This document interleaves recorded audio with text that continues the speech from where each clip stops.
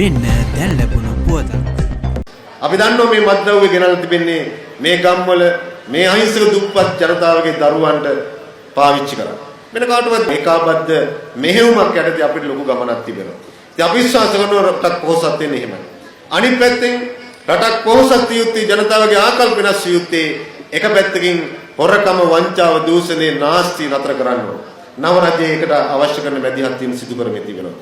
අපි දන්නවා පහුගිය කාලේ පුරාම රටක් අපේ ජනතාවක් අපේ දරු පරම්පරාවක් විශේෂයෙන්ම ගත්තොත් මත්ද්‍රව්‍යයෙන් වෙලාගෙන තිබුණා. මත්ද්‍රව්‍යයෙන් වෙලාගත්ත විතරක් නෙවෙයි අපරාධ වලින් ගහන වෙච්ච රාජ්‍යයක් නිර්මාණය කරනවා. මේ මෑත මාස කිහිපය ඇතුලේ හම්බන්තොට දිස්ත්‍රික්ක විතරක් තොග පිටින් මත්ද්‍රව්‍ය අත්තරගොඩපත් වෙන තත්ත්ව නිර්මාණය කරනවා. ඒක අතිශය භයානක තත්ත්වයක්.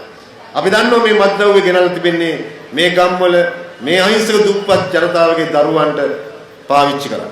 වෙන කාටවත් නෙවෙයි. එසා දරුවෝද විශාල ප්‍රමාණයක් සිර කඳුරු වල ඉන්නවා මත්ද්‍රව්‍යට ඇබ්බැහි. මේ වන විට සිර කඳුරු පිරලා ඉතිගලාන තත්ත්වයටපත් වෙලා තිබුණා. ඒකත් ඊට පස්සේ භයානක තත්ත්වයක්. ඒක නිසා අපි විශ්වාස කරන රටේ විශාල අලුත් පරම්පරාව දුප්පත්කම නූගත්කම විසින් මත්ද්‍රව්‍යට ඇබ්බැහිලා විවිධ අපරාධවලට ඇබ්බැහිලා. එසා එවැනි ඒ ජාලයන් පිළිබඳව මේ වනට රජය පැත්තෙන් කටයුතු කරමින් ඒ අය අත්අඩංගුවට ගනිමින් නීති ක්‍රියාත්මක කරන්න කටයුතු කරමින් තිබෙනවා.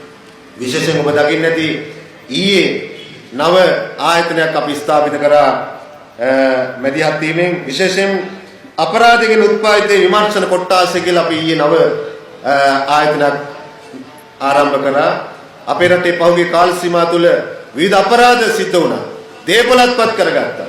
විවිධාකාරයෙන් අපරාධ හරහා බොහෝ දේවල් අත්පත් කරගත්තා. ඒ සියල්ල විමර්ශනය කළා. ඒව රාජසන්ත කරන්න නව පොලිස් කොට්ටාසය ආරම්භ කරා. ඊයේ සිට ක්‍රියාත්මක කරනවා නව නියෝජ්‍ය පොලිස්පතිවරු ප්‍රධානත්වයෙන්. ඒක නිසා බලාපොරොත්තු වන නීති එක පැත්තෙන් ක්‍රියාත්මක කරන්න පොහොසත් රටක් ඇතුළේ ලස්සන ජීවිතයක් නිර්මාණය කරන්න නීතිය හැමත සාධාරණ විය යුතුයි. අන්නේ